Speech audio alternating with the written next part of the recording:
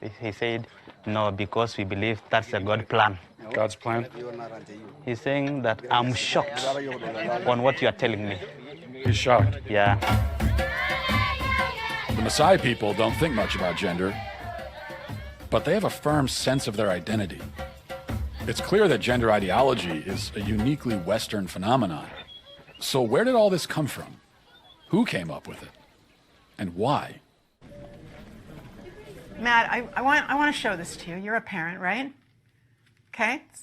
It's perfectly normal for 10 years and up. Here's just one page I want you to see here.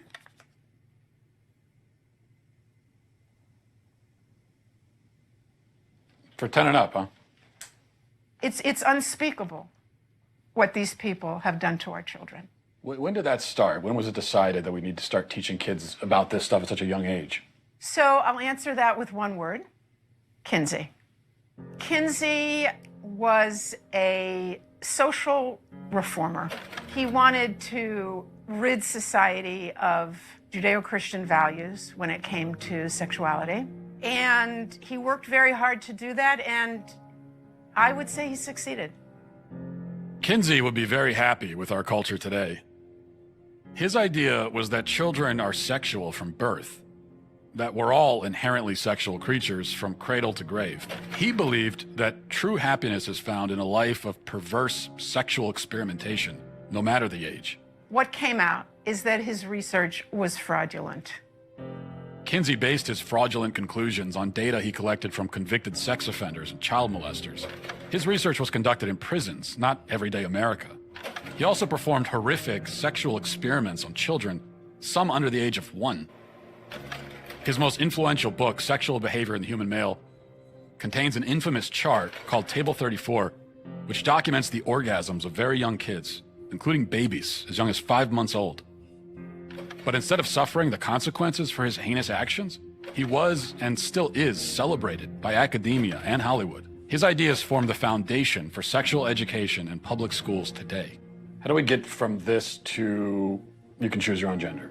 Okay, well, now we have another very important character, and his name was John Money. John Money was a psychologist and professor at Johns Hopkins University. Gender ideology was his brainchild. In fact, he coined the terms gender identity and gender roles.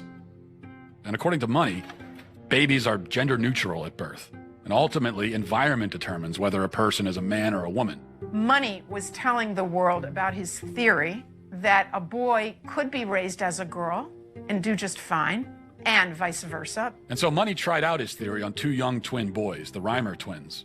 When the twins were 8 months old and they went to be circumcised, the first twin, whose name was Bruce, something went wrong with the machinery and his penis was burnt off. They stopped and didn't do a second circumcision on the other twin, as you might imagine. And the parents, of course, didn't know what to do. How are they going to raise this child? John Money convinced Bruce's parents to transition him into a girl. Money also conducted sexually abusive experiments on the twins throughout their childhood, including forcing them to simulate sex acts on each other. He reported up to the age of 10 that this was a complete success. Well, wasn't true. The results were a disaster. Bruce could never fully accept his female identity. Eventually, his parents told him the truth, and he chose to transition back to a boy, taking the name David. As an adult, David spoke out about the abuse and the damage done to him by John Money. The girls would do their things with their Barbies and things like that, and that wouldn't interest me. And things such as trucks and building forts and, getting to the odd fist fight and climbing trees. That's the kind of stuff that I like, but it was unacceptable, so I'd never... As a girl? As a girl, I had no place to fit in.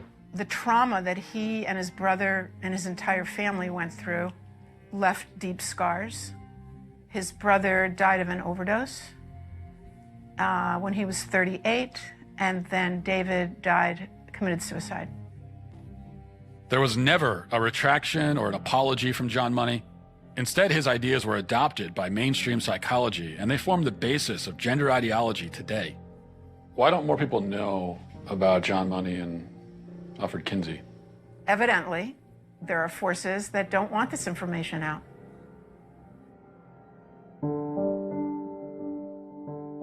I never fit. I was an alpha female, a sales executive that kind of just didn't fit in any box. When psychologists or somebody that I was in love with or whatever said that I was in the wrong body, I started to think, well, maybe I am. I'm a biological woman that medically transitioned to appear like a male through synthetic hormones and surgery. I will never be a man. Is it transphobic for me to tell the truth? Why is it that a couple hundred years from now, if you dug up my body, they're gonna go, yeah, that was a woman, had babies. Can you tell me about the procedures that you had? I've had 7 surgeries. I've had 1 stress heart attack. I've had a helicopter life ride with a pulmonary embolism. I've had 17 rounds of antibiotics.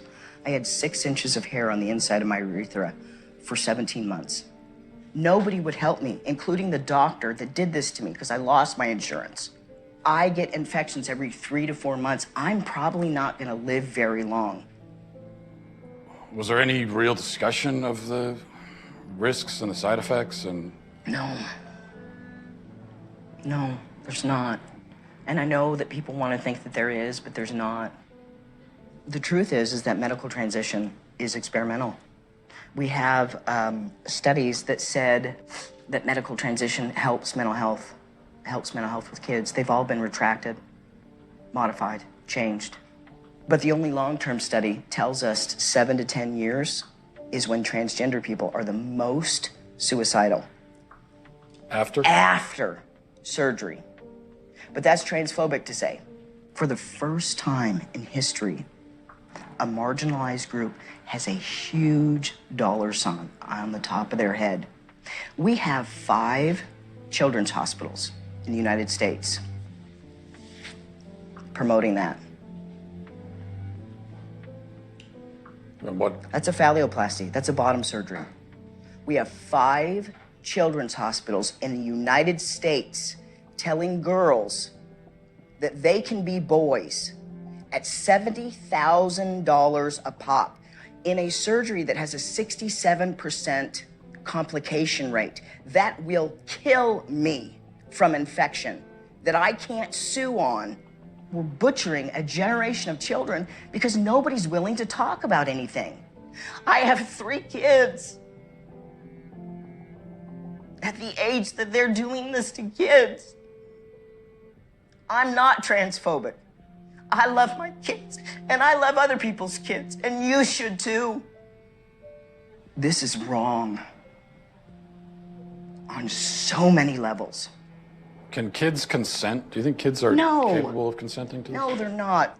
Being a parent is loving the hell out of your kids and helping them see around corners. What's the youngest patient that you've operated on?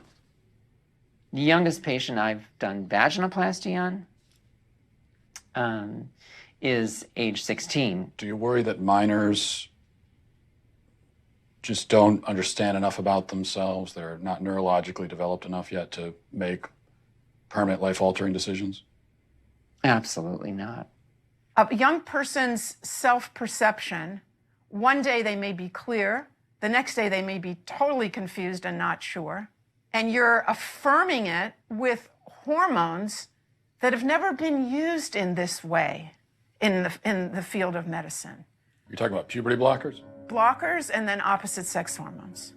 At what age does the medical transition begin with medication? So medical affirmation begins when the patient says they're ready for it. So that could be a kiddo who is just starting puberty and panicking because they're getting breast buds or their penis is getting bigger and busier and they're worried about all kinds of masculine changes. And that way, puberty blockers, which are completely reversible and don't have permanent effects, are wonderful because we can put that pause on puberty. Just like if you were listening to music, you put the pause on and we stop the blockers and puberty would go right back to where it was. The next note in the song just delayed that period of time. You can just